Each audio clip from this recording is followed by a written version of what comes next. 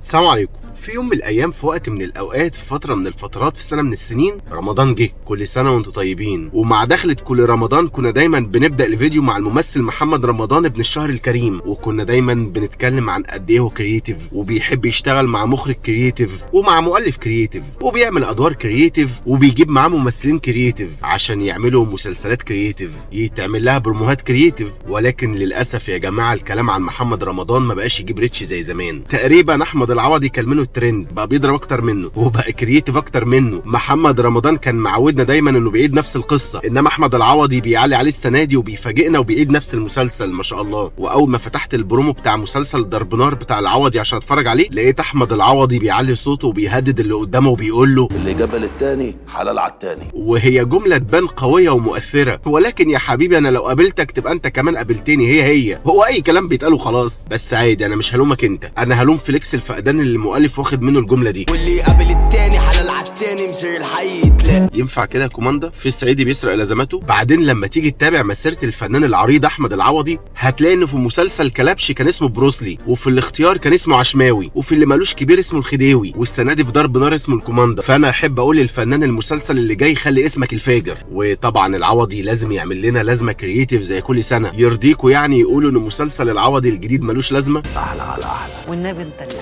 جرب تقول احلى على احلى 5 مرات ورا بعض كده بالظبط، هو ده رد فعلي. نروح بقى للفنانه اللي بنستنى مسلسلها من السنه للسنه عشان نعمل فيديوهات عنها كل سنه، وهي الفنانه القديره المهمه الشاطره الفورمه عشان دايما بتشيل المسلسلات لوحدها، الفنانه روبي. طبعا انت كنت مستنى والاسم حد تاني صح؟ روبي السنه دي عامله مسلسل اسمه حضره العمده. ابراهيم عيسى كاتب مسلسل اسمه حضره العمده عشان لما تيجي تسرش عن مسلسل جعفر العمده بتاع محمد رمضان مسلسل روبي يظهر في الاقتراحات. وحقيقي لما شفت تمثيل الفنان القدير محمود عبد العزيز قلت فعلا ان اللي خلف ما ماتش، لانه بيخلينا نترحم على ابوه ونفتقد ايامه. محمود عبد العزيز طلع بشخصيه بيقلد فيها اخوه كريم محمود عبد العزيز لما كان بيقلد ابوه الفنان محمود عبد العزيز. وكان نفسي اتكلم عن المسلسل، لكن وانا بتفرج على البرومو ظهر لي اعلان لمسلسل اسمه ستهم بتاع روجينا.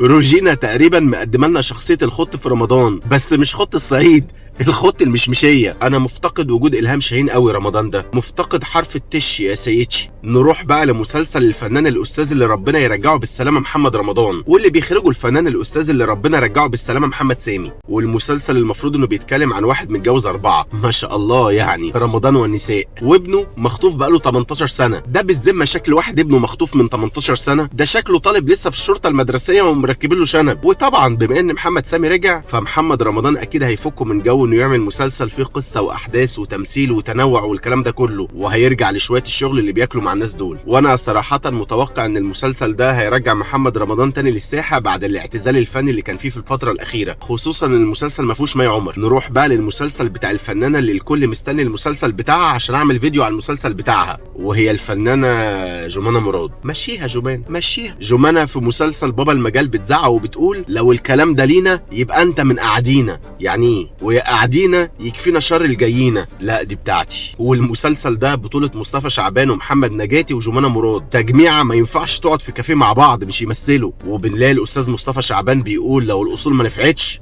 انا ايدي ما اتقطعتش. يعني ايه؟ لو الجدعنه ما تمرتش فانا رجولتي ما خلصتش. لا دي بتاعتي. مصطفى شعبان في البرومو بس ضرب العنبر كله، امال في المسلسل هيعمل ايه؟ والمسلسل ده هيتعرض على النهار، فالاول مره وحصريا هنشوف النهار اللي مش فايت. وفي اخر البرومو بابا المجال بيقول وفي كارنا مفيش مقارنه. يعني ايه؟ وفي دارنا بنشيل غيارنا. لا دي بتاعتي. انا مفتقد حسن الرداد رمضان ده قوي، كنت مجهز له افات كتير. مسلسل مذكرات زوج الكاست بتاعه محمسنا قوي، خصوصا ان في طارق لطفي. مسلسل مذكرات زوج الكاست بتاعه مخوفنا قوي، خصوصا ان في عائشه بن احمد. وانا مش من الناس اللي هتحكم على مسلسل تحت الوصايه من البرومو بتاعه، بس انا مش مرتاح لحواجب منى زكي. نروح بقى للفنانه اللي كله مستني الفيديو بتاعها على احر من الجمر، وهي الفنانه نيلي كريم. مشيها نيلي كريم. انا بحب نيلي ومسلسلاتها الصراحه، بس السؤال بجد ليه الاصرار اصرار على جمال سليمان، والله ما بيعرف يتكلم مصري. يعني كل اخواتنا السوريين اللي شرفونا في مصر بسم الله ما شاء الله يعني عاملين مشاريع مكسره الدنيا، اشمعنى انت اللي مثلت؟ والفنانه نيلي قررت بدل ما كانت كل رمضان تعمل دور واحد بتصوت وبتعيط طول المسلسل، السنه دي قررت تغير وعملت مسلسل عمله نادره وطلع فيه واحده بتعيط وبتصوت طول المسلسل بس بالصعيدي. وانا سعيد قوي بظهور احمد عيد في المسلسل ده وحاسس انه ان شاء الله هيعمل دور جامد. تحياتي لاحمد عيد من القلب.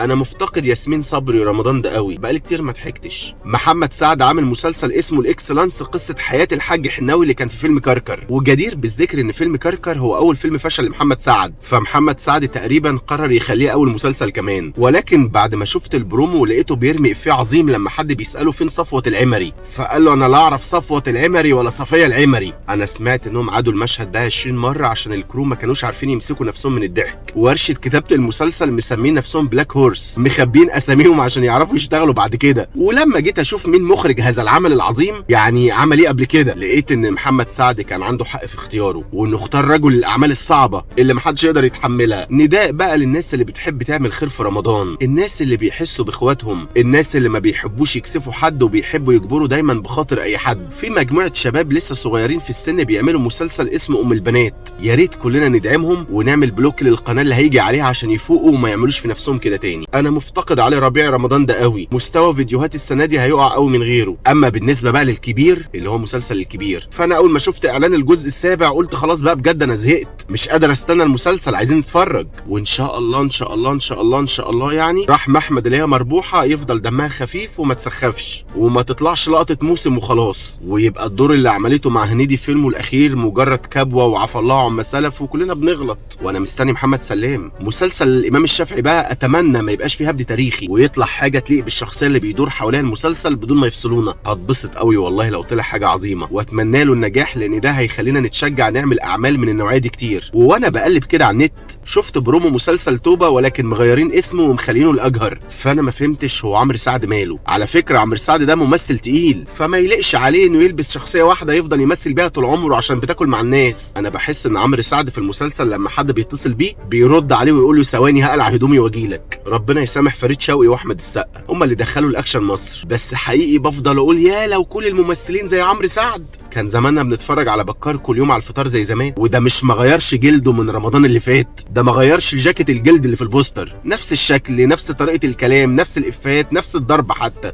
ومش هو بس يا جماعه، ده بروموهات المسلسلات كلها واحد في رمضان، نفس الضرب نفس اللازمات نفس انبهار النساء بالبطل. نقول لبعض ازاي احنا كل سنه وانتم طيبين وابطال المسلسلات كلهم طالعين اشرار. بجد والله في ايه اما نعمل مسلسل عادي عن موظف اصلع الراس والكرش يهوي جمع طوابع البريد وعنده مشكله ان من ساعه ما مراته ماتت مش عارف يقص ضوافره. نروح بقى لمسلسل المداح واللي بيعملوا منه الجزء الثالث، وانا مستني الجزء السابع بقى ويبقى اسمه المداح قوي، وانا حاسس ان الجزء الثالث هيبقى حلو زي الجزء الثاني وممكن احسن كمان. واكتر حاجه بسطاني في المسلسل وجود احمد ماهر وخالد زكي، واللي بعتبرهم من الممثلين المهمين اللي ليهم بصمه معانا. بس احب اوجه رساله للجن اللي لابس سلمى ابو ضيف، ربنا يكون في عونك. انا مفتقد مي عمر رمضان ده قوي. هعمل ميمز على مين دلوقتي؟ من الحاجات الملفته للانتباه في رمضان ده ان خالد يوسف عامل مسلسل، ومش ده المبهر انه عمل اللي محدش يقدر يعمله، جاب محمود قابيل وحسين فهمي يمثلوا في مسلسل واحد مع بعض. حصل مقاطعه وما احبش ان انا اعرفه بعد كده، خلاص ما تصالحتوش. لا ومش هيحصل، يعني انا رافض ذات بلد يا حامد بلد. حاولت حلها عن طريق بحث وتدقيق. فعلا ما تفرقه المرأة يجمعه خالد يوسف وياخد هو المرأة لنفسه. محمود قبيل بيقول في الإعلان لا يوجد ثائر كبير إلا إذا كان عاشقا كبيرا. هي حلوة بس لو جابوا ممثل يقولها هتبقى أحلى. وحقيقي وبيني وبينكو أنا متفائل بالمسلسل، حاسس إنه لو اتعمل صح هيبقى علامة في رمضان السنة دي، خصوصا إنه بيناقش كذا عصر تاريخي في نفس الوقت وشكله فيه فكرة، فيا رب ما يبقاش فنكوش. وفي آخر الإعلان محمود قبيل بيقول لو مصر اتغيرت هويتها محدش هيعرف يرجعها تاني مصر. هي حلوة بس لو جابوا ممثل يقولها هتبقى أحلى. نروح بقى للفنانة اللي كلنا مستنيينها من رمضان اللي فات بعد ما كسرت الدنيا، وهي الفنانة مي عز الدين. وده حقيقي والله السنة اللي فاتت عملت دور عظيم، وفي سوق الكانتو السنة دي حاسس إن دورها حلو برضو. أنا عندي بس أزمة مع أمير كرارة، لا أنا أزمتي مع حاجات كتير الصراحة. يعني الحلو في الإعلام بس مي عز الدين. أولا أنا ما انبهرتش بالديكورات القديمة، حسيت إن الديكور على قد حاله. ثانيا جعير امير كرارة صعب قوي والله. ليه كل شخصياته فلات؟ مش فلات اللي هو لا، فلات اللي هو بيمثل بطريقه واحده ما بتتغيرش. بعدين طالع في البرومو وشه متخرشم ومتعور وعمال يقول اللي قادر يقرب مني يجي وانا موته. من الضحك ولا يا فنان؟ ده توماس شيلبي كان بيعيط وينكسر ويضعف ويجيب ورا عادي. مالك مفخمها في حق نفسك كده ليه؟ والمسلسل المفروض انه بيدور في الحقبه بتاعت فيلم حرب كرموز اللي انا لحد دلوقتي مش عارفها. انا مفتقد عادل امام رمضان ده قوي، مفتقده بجد والله العظيم. نروح بقى للفنانه اللي الناس كلها مستنيينها من رمضان اللي فات بجد، وهي الفنانه النجمه العظيمه القديره الخطيره النضيره نافذه البصيره، الفنانه ريهام حجاج.